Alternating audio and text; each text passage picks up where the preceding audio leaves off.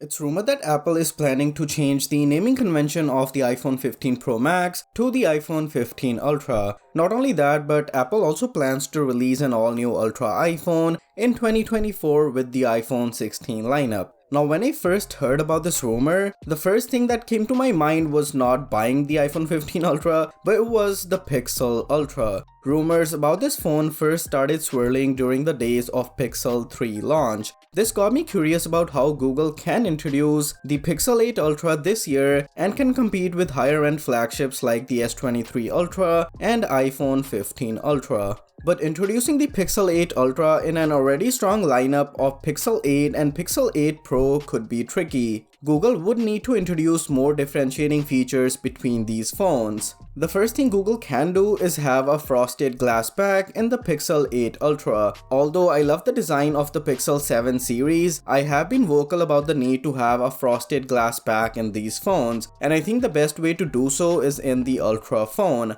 Along with the frosted glass back, Google could have a few limited edition color options for the Pixel 8 Ultra. I personally would be willing to shell out more money for such design changes. Next up, Google can use a larger 6.8 or 6.9 inch advanced LTPO panel that could rival the likes of S23 Ultra and the iPhone 14 or 15 Pro Max. If this size is too large, there is another possible solution. Use a 6.1 inch panel for the Pixel 8, a 6.4 inch panel for the Pixel 8 Pro, and a 6.8 inch panel for the Pixel 8 Ultra. I'm sure people would love these options. Google could also finally use an ultrasonic fingerprint sensor, and this should be done for all Pixel 8 series phones.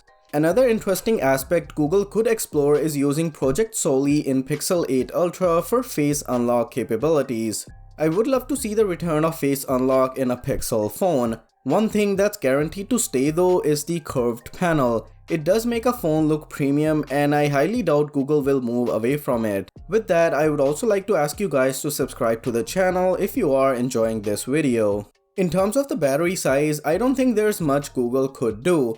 They could try to squeeze in a marginally larger battery, but the best differentiating feature could be the introduction of faster, wired and wireless charging compared to the standard models. I know this would piss off a lot of people, but Apple and Samsung have been pulling stuff like this for years, and people still buy those phones. Another gap between the phones could be a beefed up version of Tensor 3. Now Google already makes its own chip, and they could introduce a more powerful SoC and call it Tensor 3 Plus, which could power the Pixel 8 Ultra. As for the specs, Google can introduce a base model of 256GB with 12 or 16GB of RAM with storages up to 1TB. Next up is the camera department. Now, even though the Pixel 7 Pro has more than capable cameras, with the Pixel 8 Ultra, Google can step it up even further. There is already a periscope lens in the Pixel 7 Pro. What Google can do is have a 3x optical zoom sensor to go along with the 5x sensor.